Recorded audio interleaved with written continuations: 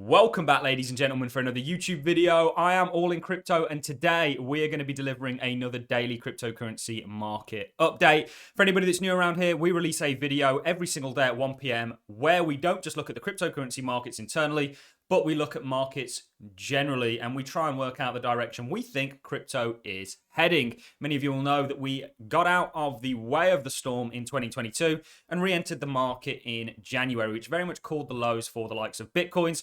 We had a bit of a turbulence with altcoins, given what's happened with the SEC. And of course, we're going to be talking about that in this video. We'll look at things technically. Bitcoin has very much followed the plan that we've set out for it. We've often looked at the stock market, and we've used Microsoft, overused, I think, at this point, Microsoft as a kind of poster child for what we think is to come for the markets. Many stocks are putting in that V kind of shaped recovery. Bitcoin looks exceptionally healthy. Ethereum does. Altcoins look to be putting in a double bottom at a turning point for the entire market.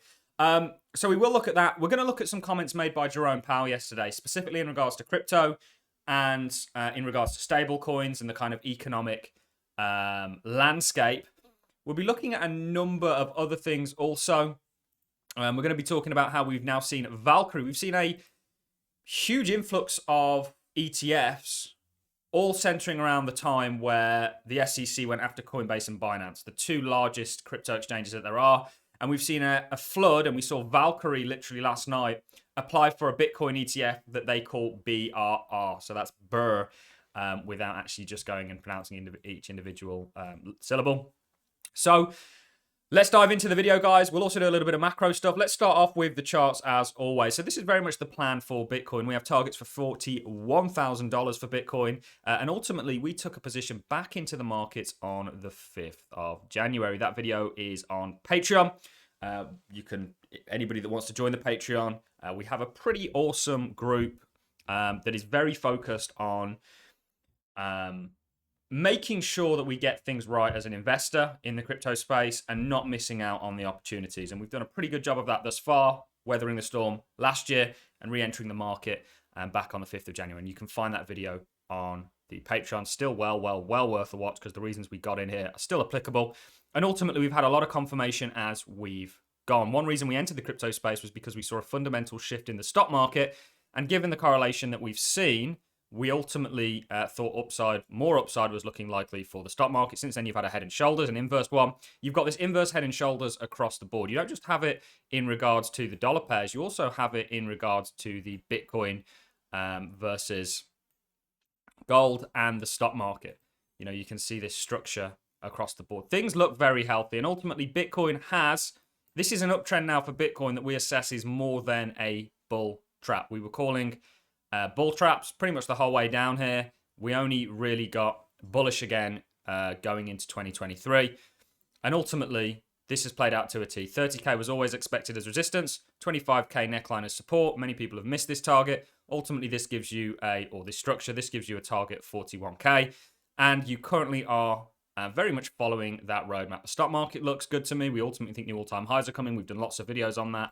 And you can see that certain stocks, like Microsoft, it's very much looking like Bitcoin now, certainly in regards to the ferocity of this retest here. It's very interesting, isn't it, that BlackRock came out and filed an ETF right as Bitcoin was at, technical support.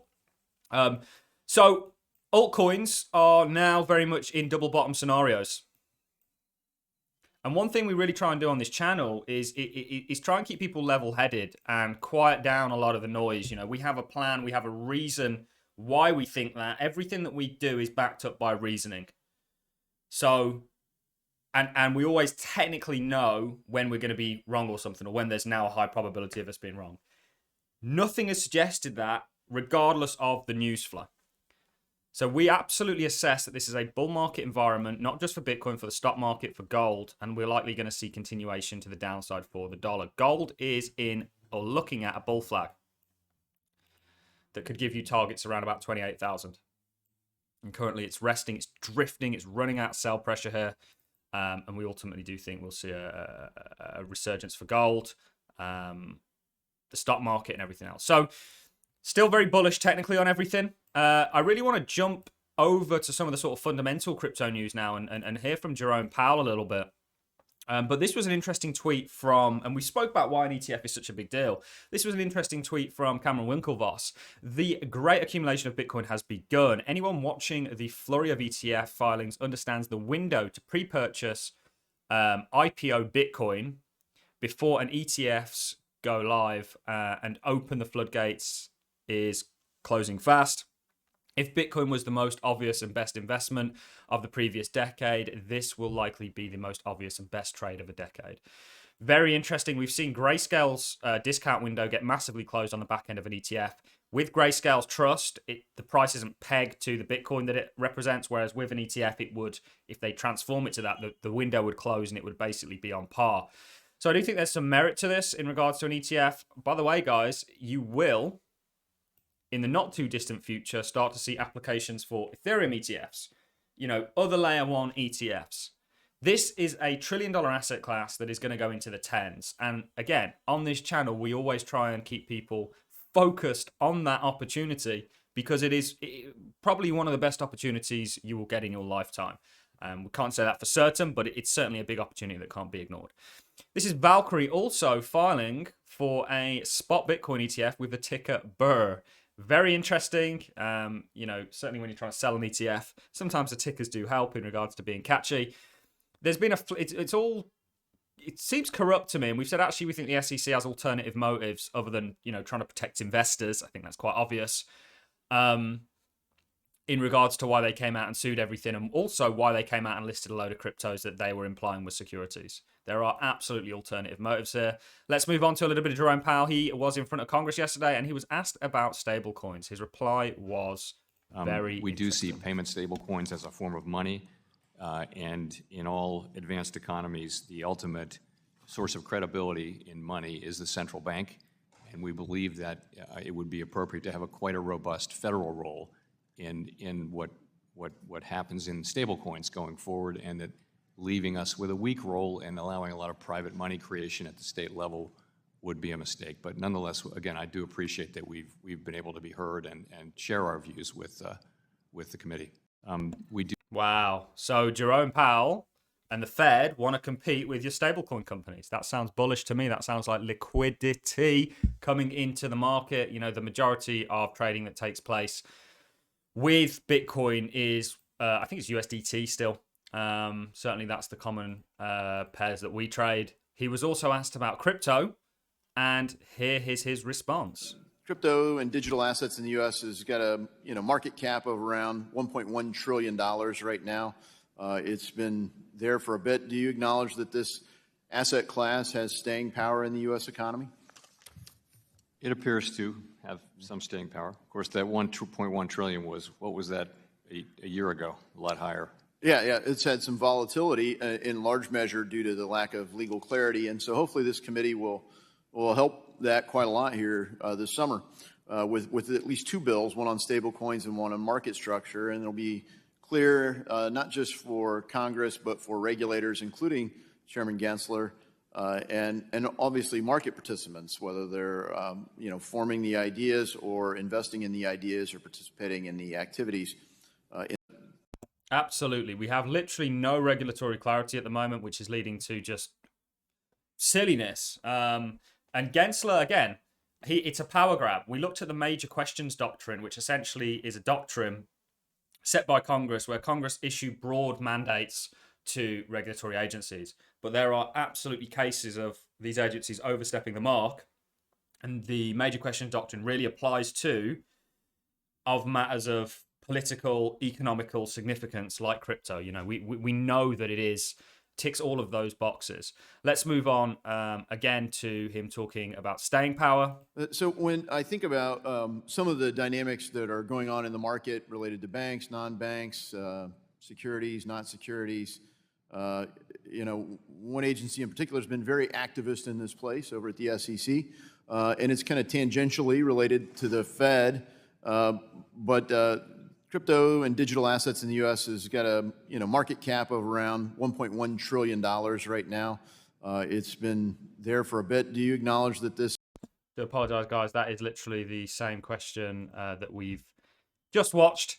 But ultimately, everything is lining up, guys. You know, and technically, everything was foretold. Technically, regardless of what the narrative now is, and that's the power of technical analysis. It really does work. You know, we're living proof of that. There are thousands of other technical analysts out there that make a living off of it, and it's ultimately something that I really do want to move on to starting to teach a lot more and talk about, as well as the crypto side of things.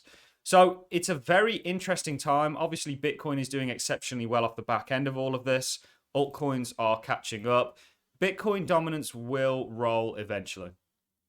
However, when is really going to dictate. What you want to see is dominance going down and Bitcoin's price going up. And that's when you know you've got a full-blown alt season on your hands. I think alts are largely putting in double bottoms. I don't think we were too far off on any of the alts in regards to calling January's lows. You're above them now.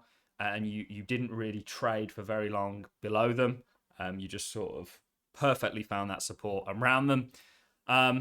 Lots of interesting things going on. A little bit of macro news. We're going to do a video on the dollar because the dollar is looking to get destroyed. This could potentially tie in with a head and shoulders. You know, if you were looking at an inverted chart, this looks strong to me.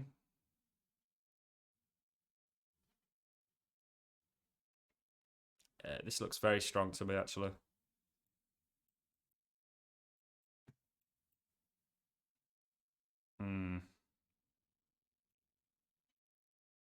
Dollar's going down, ladies and gents.